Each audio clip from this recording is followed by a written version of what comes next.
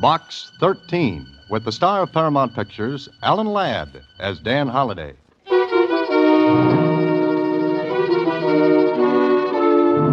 Box 13, care of Star Times. Please meet me at 2 o'clock tomorrow afternoon in front of the Mercantile Building. You can do me a tremendous favor, perhaps change the whole course of my life. I shall be wearing a brown gabardine suit, and I'll be carrying a forest green suede hat. I'll be carrying a forest green suede handbag. That was all. No name, no initials. Just the letter. Well, it didn't sound like much of an adventure. Brother, but how I could have used a crystal ball in good working order.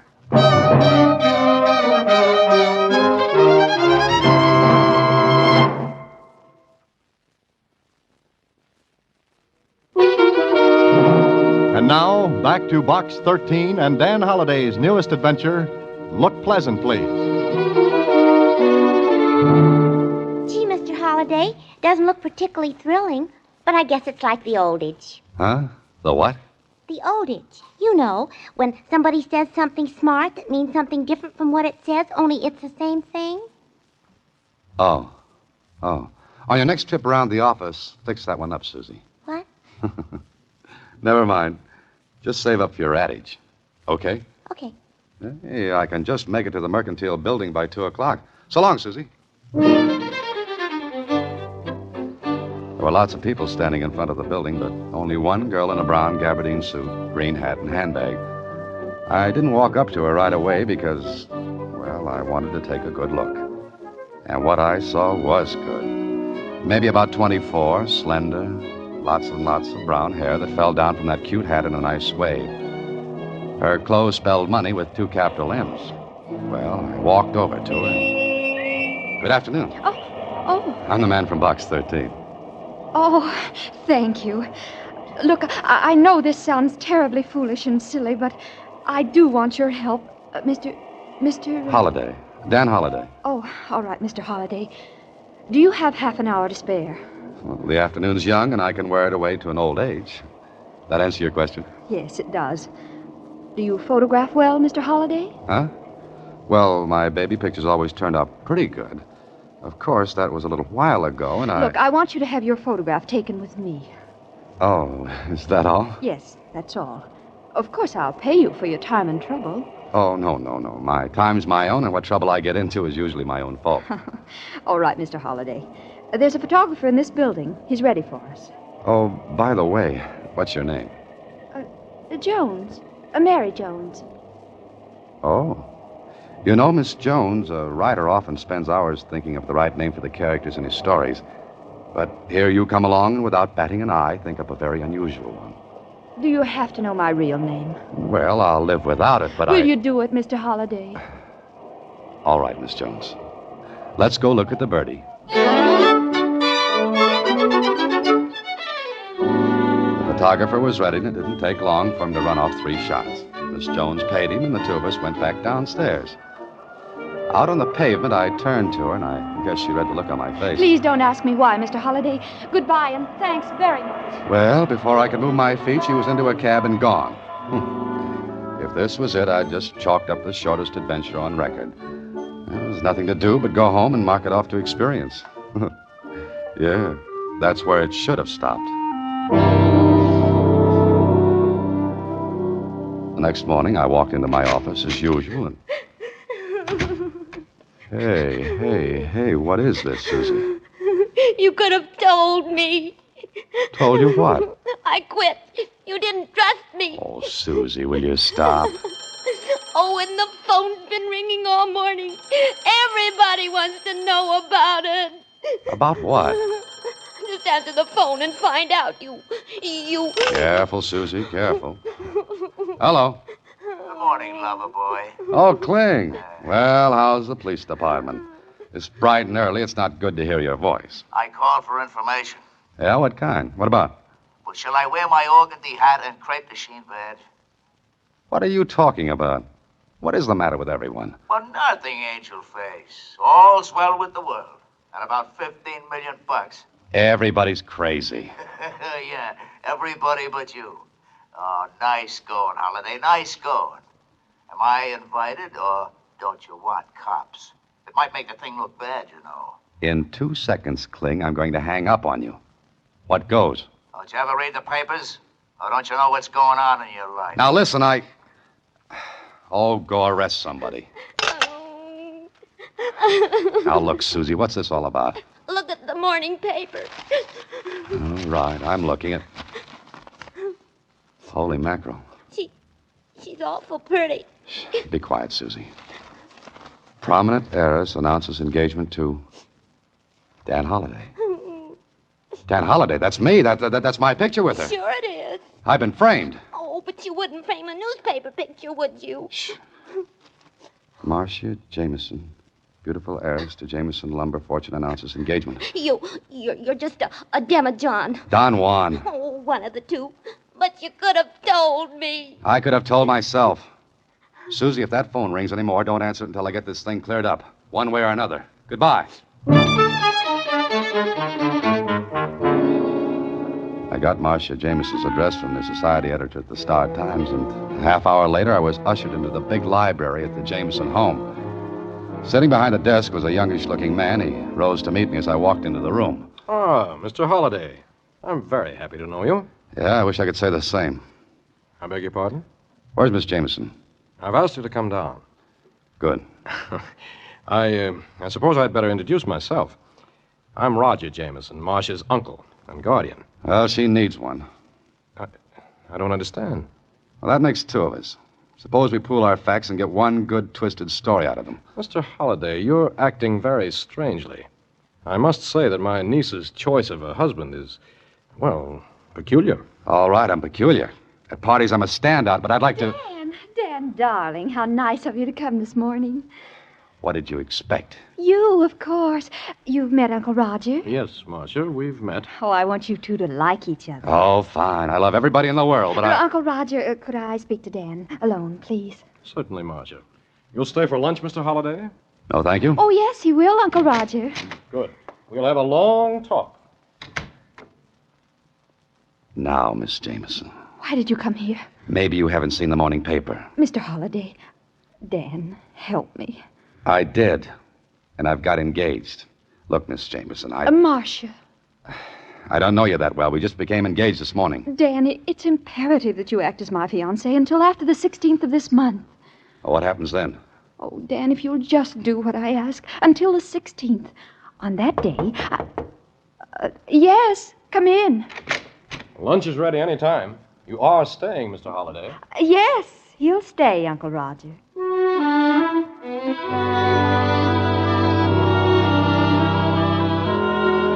One more lunch like that, and I'd have had indigestion for the rest of my life.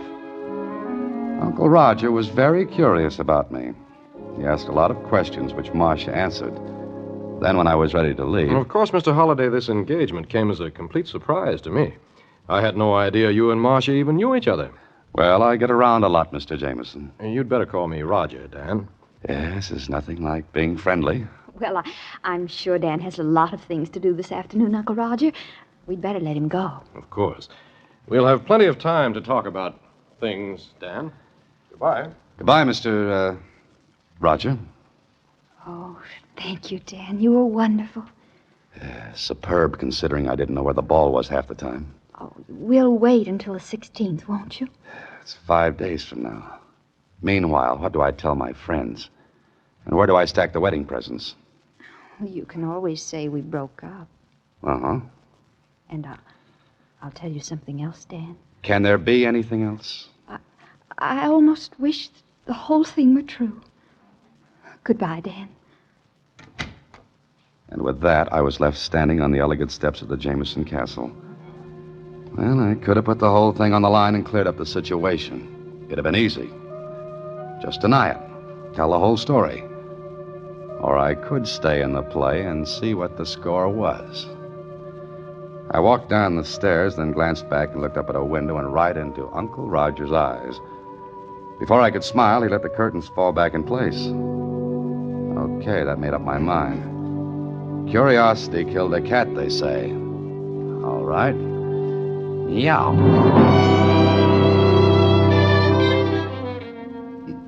Well, Danny, welcome to the Star Times. And what brings you into the morgue? Jonesy, I want to do some research. So you came to the right place. Oh, congratulations. Thanks. That's a lot of dough you're marrying. Yeah. Kinda sudden, wasn't it? Known her a long time? Jonesy, I feel as though it was just yesterday. Now, get me everything you've got on her. Huh? You're gonna look up your own fiancée? Yep. What's the idea? Kind of silly, isn't it? Well, it's your business. I can put my fingers right on the stuff you want. We got much? All here. Matter of fact, I was reading about her this morning.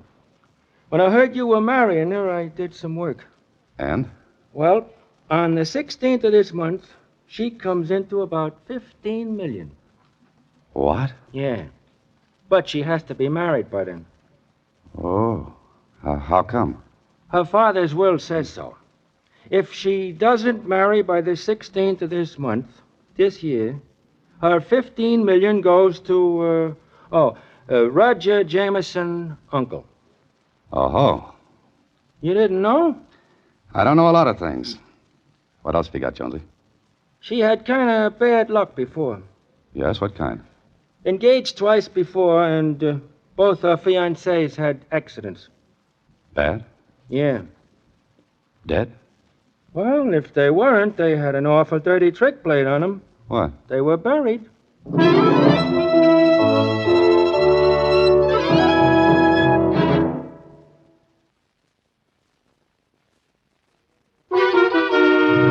And now, back to Look Pleasant, Please. Another Box 13 adventure with Ellen Ladd as Dan Holliday. Well, there I was, all wide-eyed and innocent, engaged to marry a girl whose last two fiancés had lots of bad luck. For myself, I wasn't anxious to inherit any of that. But I had to find out a little more. So I went back to the Jameson place. The butler recognized me and let me in without announcing me. I walked down the hall and heard voices in the library. Ordinarily, keyhole listening would have been out, but, well, I heard my name. The door was open, so... I tell you, Dan, we'll go through with it. Oh, Dan. Dan, first name already, huh? Oh, don't be silly, Charles. I've got to convince everyone he is my fiancé. Well, what if he backs out before the 16th? He won't. What makes you so sure? I know. Huh? Oh, don't be stupid, Charles. I'm not stupid. I'm just careful. Darling, you know better. Well, I... All right, Marcia. Now, you'd really better go, Charles. After all, you know... As they say in Alice in Wonderland, curiouser and curiouser. I was wondering about it when Charles came toward the door.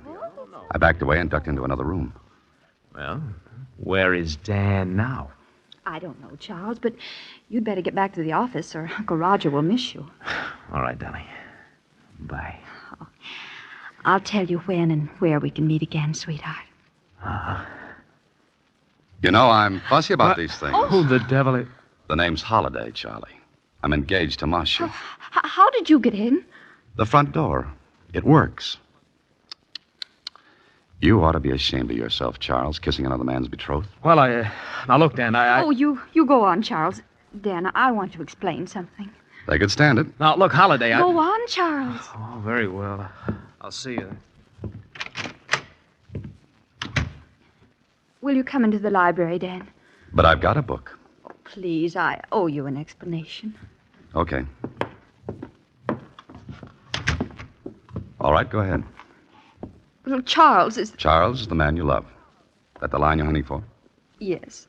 All right, that's the first olive out of the bottle. The rest should be easy. But it isn't. You see, Dan, your life's in danger. Yes, I gathered that from the things I read a while ago. You read? Yes, the newspaper files. Oh, Dan, if you want to, you can back out. Uh-huh, I know. But maybe I'm more than a little curious. But you know about my two fiancés. Extinct. Uncle Roger killed them, or had them killed. And Uncle Roger knows nothing about Charles? No. The aforementioned uncle thinks I'm fiancé number 3 in order of appearance. Uncle tries to put a block on me while Charles goes for a touchdown, right? Oh, you make it sound so brutal, heartless. Got any other words for it? You and Charles live happily ever after. I don't. All right, you can do as you please. I was going to to ask you to go through with it. But I can't. So before I left, I promised Marcia I'd stick it out another day. Okay, I'm a sucker. But if Uncle Roger was going to toss a curve, I'd at least be waiting for it. But before I went any further, I called on Lieutenant Kling, told him what was up. He was very sympathetic. Oh, what a story. Ha, ha, ha, ha. Strikes you funny, huh? Yeah. All I want to know is, was there anything that might have tied the uncle in with the deaths of Marcia's fiancés? No. You're sure? Sure I am. When I read about your engagement, I remembered her name. And? Those deaths were accidents. And the uncle? Clean. Look, Kling, maybe he's smart. Yeah, could be. There are lots of smart people in the world. Oh, but I'm not one of them. Is that it? Look, Holiday, I warned you that someday your Box 13 routine would land you in a slippery spot. Okay, it's up to you to keep your footing. Kling, just suppose I lead with my chin, and Uncle Roger takes a poke at it. Would that open up the other two cases? Sure. All right, maybe I'll do it. Holiday. What? Look, take it easy. Why, Lieutenant, you sound concerned for me. I'd miss having to hold your hand every once in a while. Well, what are you going to do now? Call on Uncle Roger and make like a sucker.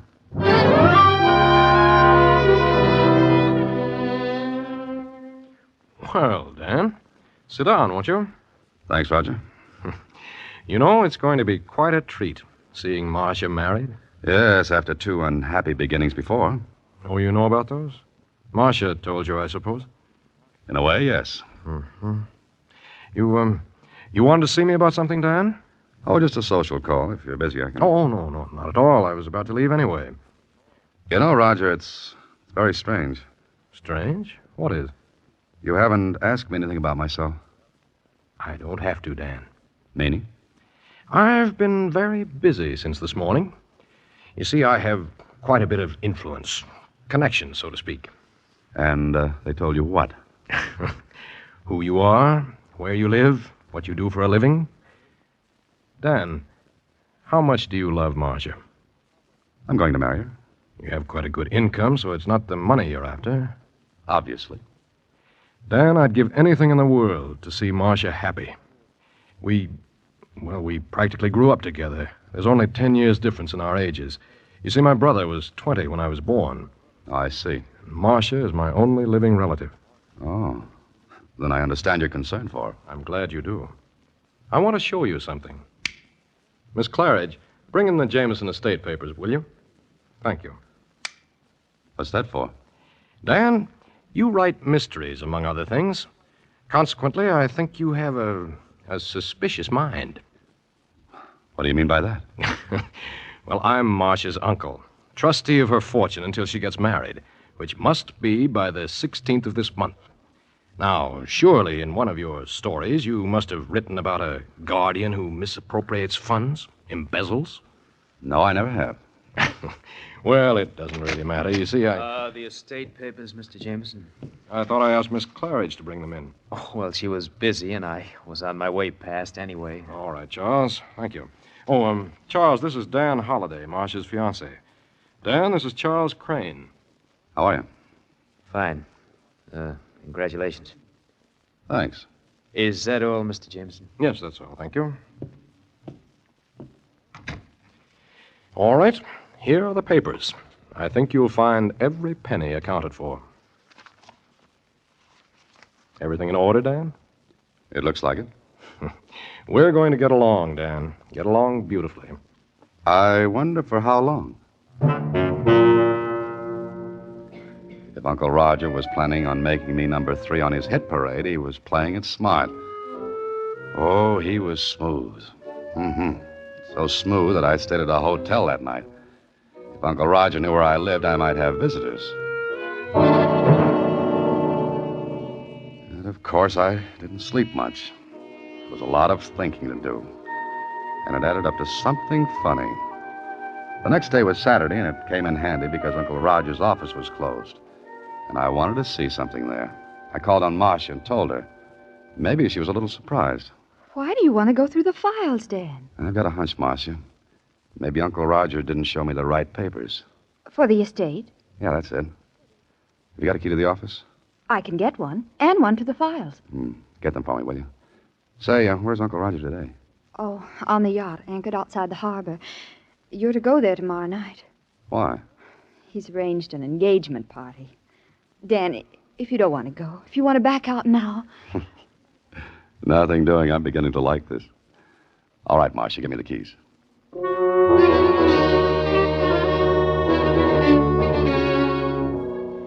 Getting into the office was easy.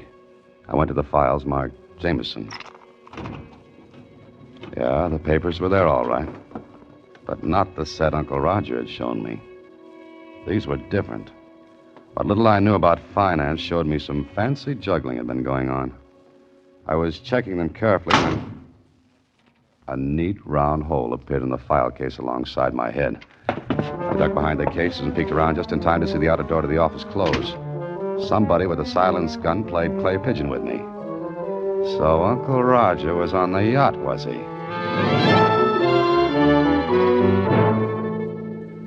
When I got back out on the street, a storm had kicked up. I took a cab back to my apartment and phoned Marcia. She didn't answer. The butler said she had gone and Uncle Roger was on the yacht. Late in the evening, I received a note from Marcia. Dan, I'm terribly frightened. Uncle Roger insisted that I come to the yacht tonight. I'm writing this note from my cabin now.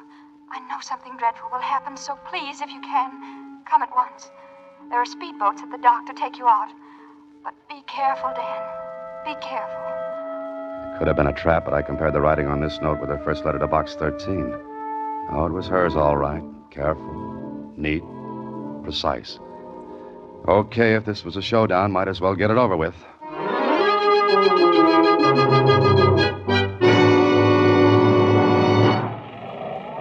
When I got there, the yacht was pitching and rolling like a bad bronc with a burr under his saddle. That all-day storm hadn't let up a bit. Then I was on board, but nobody was in sight. There was one cabin with a light inside. I went to it, opened the door. Holiday, what are you doing here? Visiting? I don't understand. Didn't Marcia tell you the party was tomorrow night? I like to be early for appointments. Where is Marcia? What's the matter with you? She's not here. Oh, yes, she is. Have you gone crazy? Not yet. Sit down, Uncle Roger. Oh, all right. You know, Uncle Roger, I don't like being shot at. I don't know what you're talking about. Where is Marcia? Cut it out. Yes? What were you going to say? Well, what's the matter? Have you got a gun? Gun? Yes, but... Get it. Are you... Get it fast. It's not here. It's always in this desk drawer. Is this what you're looking for, Uncle Roger? Charles, what are you doing here? And you might ask him what he's doing with your gun. It is yours, isn't it? Well, it looks like it. You don't think I'd kill you with my own gun, do you, Holiday? Very neat, Charlie, very neat. But the crew... Just 2 crewmen aboard. The rest won't be here until tomorrow. And that storm is convenient. Lots of noise. Something funny, Holiday? Yeah. Yeah, you are. You think you're going to get by with this, don't you? Is there anything to stop me? What is this all about? If this is a prank... Oh, no, Roger, not a joke. Definitely not. Charles and Marcia had it all planned very neatly. The accidents to her other fiancés gave these 2 beauties the idea. Charles fakes another set of papers to look as though you were embezzling, and... What? Yeah. They make it look as though you can't afford to have her married by the 16th, because if she doesn't marry, then the estate goes to you. And you're killed with my gun. That's it. And you're killed the same way. Charles muscles up this cabin to make it look as though there were a struggle. And All right, Holiday. Second guessing. Oh, no, Charlie. I'm not so dumb. You see, I called the police before I came aboard. You see, I guess... You're a liar. You couldn't know. Oh, but I could. Marcia's note gave it away. Marcia's note? Uh-huh. The note she was supposed to have written aboard this yacht. You see, her handwriting was neat, precise, careful. Charlie, ever try to write a neat hand on a pitching, rolling yacht? Can't be done. So I knew she wasn't aboard. And there was only one reason she'd want to get me here. To work this frame. And Oh, hello, Lieutenant Kling. Lieutenant. Oh! Grab the gun. Holiday, is he? Yeah, Charlie's gone bye-bye for a little while. Call the police in here, Dan. Where are they? Are you kidding? Lieutenant Kling is probably saving his Betty by. May I? I gotta sit down.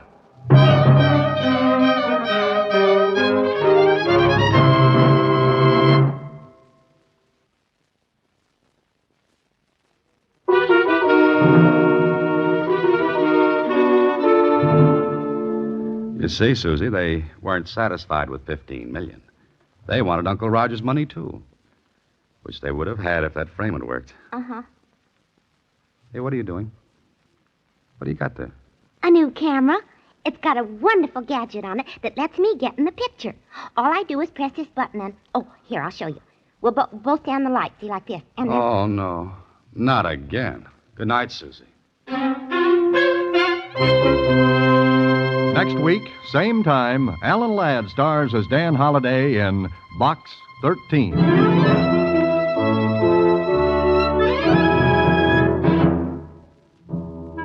Alan Ladd appears through the courtesy of Paramount Pictures. Watch for him in his latest picture, Saigon. Box 13 is directed by Richard Sandville, with an original story by Russell Hughes, and original music composed and conducted by Rudy Schrager.